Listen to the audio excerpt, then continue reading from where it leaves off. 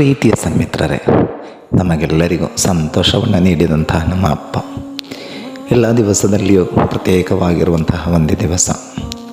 ಹೌದು, ಸಣ್ಣದಿರುವಾಗ ಏನಾದರೂ ನೋವಾದರೆ, ಯಾರಾದರೂ ಬೈದರೆ, ಯಾರಾದರೂ ಜೋರು ಮಾಡಿದರೂ ಸಾಕು, ಅಪ್ಪನ ಹತ್ರ ಹೇಳ್ತೀನಿ. ಅಪ್ಪ ಎಂಬುದೊಂದು ದೊಡ್ಡ ಧೈರ್ಯವಾಗಿತ್ತು. ಮಳೆ ಬಂದರೂ, ಸಿಡಿಲು ಬಂದರೂ, ಮನೆ ಏನಾದರೂ ಅಪ್ಪ ಒಂದು ಮನೆಯಲ್ಲಿದ್ದರೆ ಸಾಕು. ಅಷ್ಟೊಂದು ಧೈರ್ಯ ಮತ್ತು ಯಾವುದಕ್ಕೂ ಇರಲಿಲ್ಲ. ಅಪ್ಪ ಎಂಬುದು ದೊಡ್ಡ ಶಕ್ತಿಯಾಗಿತ್ತು. ಏನು ಬೇಕಾದರೂ ಕೇಳುವಂತಹ ಒಂದು ಧೈರ್ಯವಿತ್ತು ಆ ಸಂದರ್ಭದಲ್ಲಿ. ಅಪ್ಪ ಬರ್ತಾರೆ ಎಂಬ ಖುಷಿ ಮನಸ್ಸಿನಲ್ಲಿ.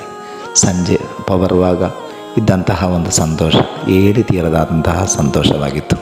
ಎಷ್ಟೊಂದು ಸುಂದರವಾಗಿತ್ತಲ್ವೇ ಆ ಕಾಲ. ತಂದೆಯ ಒಂದು ವರ್ಣನೆಗೆ ಕೇವಲ ಫಾದರ್ಸ್ ಡೇ ಮಾತ್ರ ಸಾಕಾಗಲ್ಲ. ಒಂದೊಂದು ದಿವಸಗಳು ಯೋಚಿಸುವಾಗ ಆ ದಿವಸಗಳು ಮತ್ತೆ ಮರಳಿ ಬಂದರೆ ಎಷ್ಟು ಚೆನ್ನಾಗಿತ್ತು.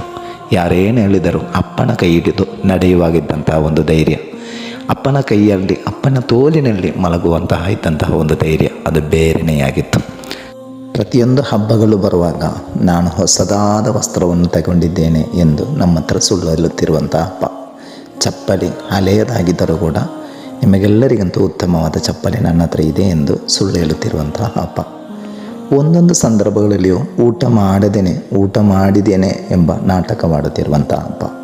ಹೌದು, ಅಪ್ಪ ಎಂಬುದು ಅತ್ಯಂತ ದೊಡ್ಡ, ವರ್ಣಿಸಲು ಸಾಧ್ಯವಾದಂತಹ ಒಂದು ಸೊತ್ತು.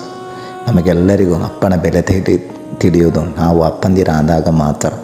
ನಮ್ಮ ಮಕ್ಕಳನ್ನು ನಾವು ಇಷ್ಟೊಂದು ಪ್ರೀತಿಯಿಂದ ನೋಡಿಕೊಳ್ಳುವಾಗ ನಮ್ಮ ಅಪ್ಪನ ಬೆಲೆಯು ಮತ್ತೊಮ್ಮೆ ನಮ್ಮ ಹೃದಯಕ್ಕೆ ಬರುತ್ತದೆ.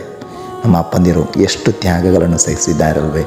ಸ್ವತಃ ಬಟ್ಟೆಯನ್ನು ಹಾಕದೆ, ಬೇಕಾದ ರೀತಿಯಲ್ಲಿ ಉಣ್ಣದೆ, ಬೇಕಾದ ರೀತಿಯಲ್ಲಿ ಚಪ್ಪಲಿಗಳನ್ನು ಕೂಡ ಧರಿಸದೆ ನಮ್ಮ ಮಕ್ಕಳಿಗೆ ಬೇಕಾಗಿ ಅವರ ಸಮಯಗಳನ್ನು ಮೀಸಲಿಟ್ಟಿದ್ದಾರೆ.